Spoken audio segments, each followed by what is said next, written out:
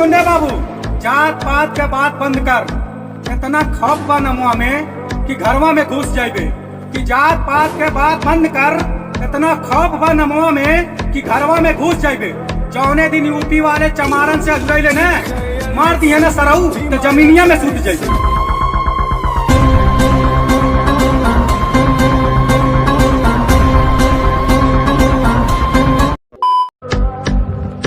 गली में कुत्ता रुए शमशान में रुए भूत, गली में कुत्ता रुए शमशान में रुए भूत। राजभर जी सजले वाला तनी के माई के समझदार हो सन, समझ गए हो बसन।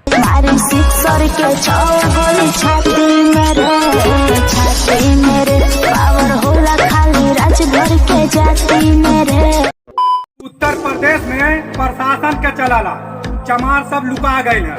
कि कोनो कहत रहल उत्तर प्रदेश में प्रशासन के चलाला चमार सन लुका गए हैं। तो सुन बेटा, जाके पूछ लिया अपने जीजा से, जे चमारे से जुड़ाइल बना तो सरौ ठोका गई है।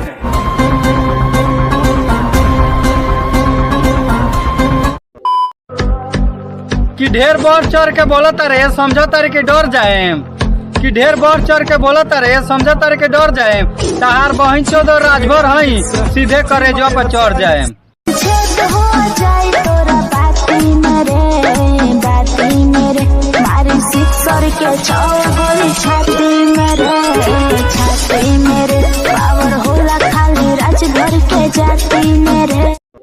ए बाबू सुन ले, ज्यादा गर्मी बा देहिया में तो 1 मिनट में झाड़ दे।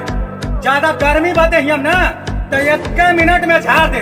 अगर उत्तर प्रदेश चमारन से अजुराइले ना सरऊ खाई के टंगरिया मारे और जमीनियम गाड़ दे।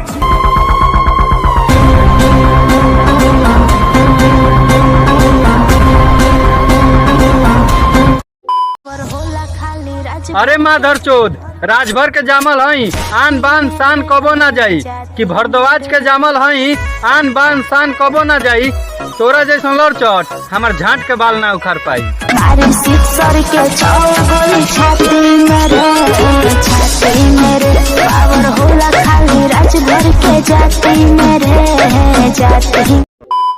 क्या रे बाबू, बचपना गाइल अब भरपूर जवानी बा।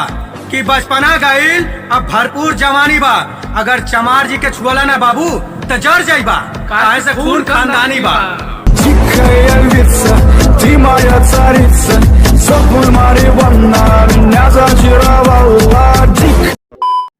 ते मारे के धमकी देता रहे हम सीधे गोली मरवा देम।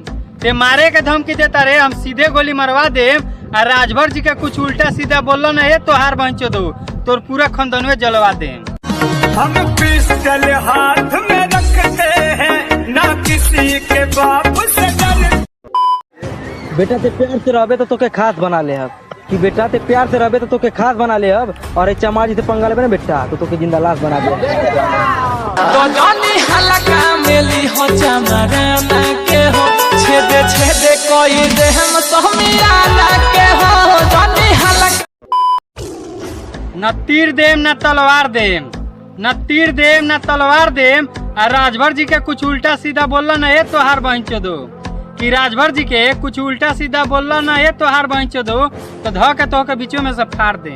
आज जेल होई कल बेल होई अपरसों से।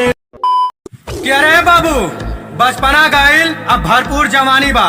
कि बचपना गाइल अब भरपूर जवानी बा। अगर चमार जी के छुअला ना बाबू तो जड़ जाइबा, काहे से खून खानदानी बा।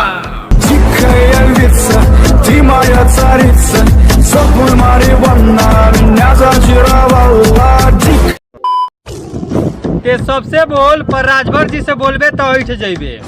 ते सबसे बोल पर राजभर जी से बोलबे तो उठ जाइबे। अब मरवा देम कोई के गोली के राय ऑफिशियल भाई से सारे गणिया लेके बैठ जाइबे। जब 16 साल का था खलनायक देख ली रहा उस दिन तक।